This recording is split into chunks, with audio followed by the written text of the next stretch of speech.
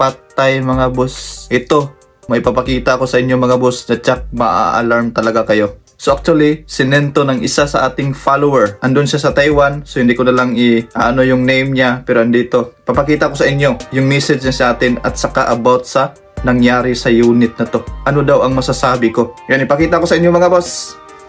At ito mga boss, andito na tayo sa aking messenger. Ayan, so titingnan natin yung sinend sa akin mga boss. So sinadya ko talaga na i-blur yung mga pangalan for my own privacy. Ayan, so tingnan natin mga boss. At dito, ito yung sinend niya na kumbaga tawag natin dito link doon sa video mga boss. So sabi kasi niya, ano masasabi mo dito sir? Ayan, so tingnan natin mga boss at kayo na rin ang humusga. Ano ba ang masasabi nyo dito? Ayan, so tapusin nyo ang video na to. Huwag nyong kalimutang mag-comment mga boss about dito at ano yung masasabi niyo. So ayan, atin ang i-play to. Siyempre na may link to. Ayan, so ayan, andito na tayo. So titignan natin yung nangyari dito mga boss. Ayan oh, grabe. So kung makikita nyo mga boss, yung kanyang rear suspension arm. Ayan, makikita nyo yung kanyang assembly. Ayan, so grabe mga boss, oh, natanggal talaga. Ano ba to? Winilding ba to? Hindi. Ayan, di ba? Grabe yung mga reactions, ang daming reactions dito. Ayan mga boss, oh. Mabuti na lang hindi naputol tong hose niya doon sa kanyang brake. Ayan, hydraulic hose niya. At tingnan nyo naman, para lang talaga siyang yung gilid lang yung naka-welding. Di ba? Makikita niyo ito. Kumbaga itong side na to, kumbaga natanggal na siya. Tapos dito sa side na to, ang pinaka-last na natanggal. Makikita, bago pa yung ano. Bawat gilid lang yung winilding. Ano kayang problema dito mga boss? Saan kaya sila nagkulang? Kasi sa pagkakaalam ko, sa mga sasakyan talaga, tinetest talaga yan. Meron silang testing area, meron silang mga testing equipments, lalo na sa suspension mga boss. Ayan.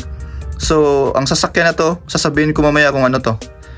Ayan, kung makikita nyo mga boss, yan talaga yung gulong oh, pumunta dun sa likod. Ayan oh, ang bago-bago pa ng unit. So, grabe yung nangyari dito mga boss. Buti na lang, hindi mabilis yung takbo nila. You know, nasira yung under chassis fender. Ayun yung unit mga boss, napakaganda ng pormahan, pero aanhin mo ang ganda kung madidisgasya ka naman. So ayun yung unit at may mga video ito mga boss. At ito, titignan natin yung unang video. Ayan. So ito yung video niya, unang video. Ayun no, pumagitna pa sila sa daan mga boss. Grabe, sa ibang lahi ito. Ayun, so grabe yung nangyari sa unit mga boss. Ulti na lang talaga, hindi sa mabilis na takbo. Kung nangyari ito, tumatakbo ka ng 100 km per hour. Grabe, grabe yung mangyayari sa iyo mga boss. Ayan, so tatumbling siguro ang sasakyan na to. Ayan, so doon tayo sa ibang ano dito. Ayan, yung brake hose niya, ayan no, grabe, natanggal talaga yung ano, arm. Ayan, so electronics pa tong sasakyan na to. At ito may video mga boss. Ayan, so ito yung sa harapan. So dashcam to, kuha ng sasakyan mismo. Ayan, makikita nyo ayan, okay pa naman yung takbo nila dyan. Mahina lang yung takbo nila. Grabe.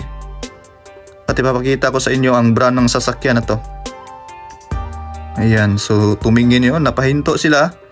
Kasi nga nagka-problema na yung sasakyan, napatingin pa yung nakamotor. So ayan na mga boss, at titignan natin yung next na video nito sa dashcam niya sa likuran.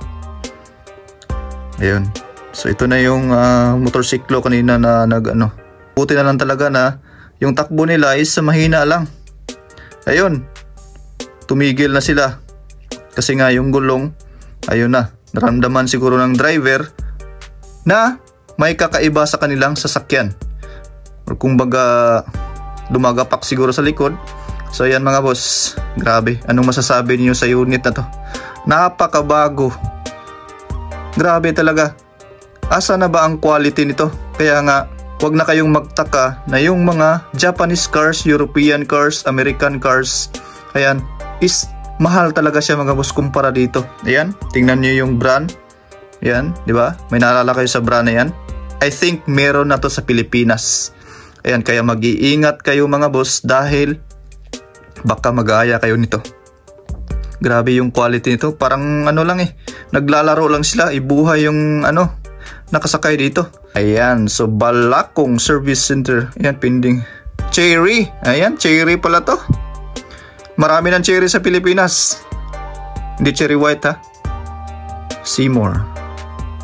Ayan, so kung makikita ninyo, cherry Malaysia. Grabe.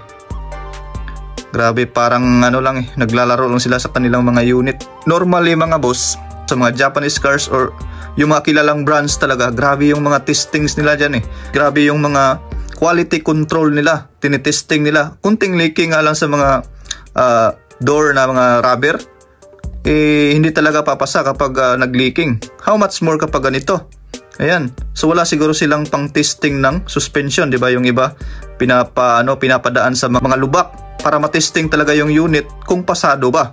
Ito parang walang quality check to. Naku, iwasan nyo ang unit na to mga boss. I know, meron na to sa Pilipinas, kaya para sa akin mga boss, a big no talaga sa mga units na to.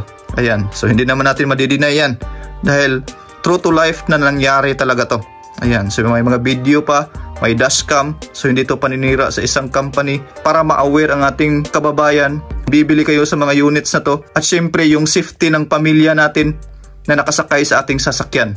Ayan, so buhay natin na nakataya mga boss. So huwag kalimutang mag-comment down below mga boss sa nangyaring ito at para ma-share na rin natin at maging aware ang ating mga kababayan na Pilipino na bumibili ng mga sasakyan na to. So pumili lang sa tested na at maganda yung quality, di bali nang magbayad tayo ng mahal. So thanks for watching mga boss. God bless a lot. See you at the next video.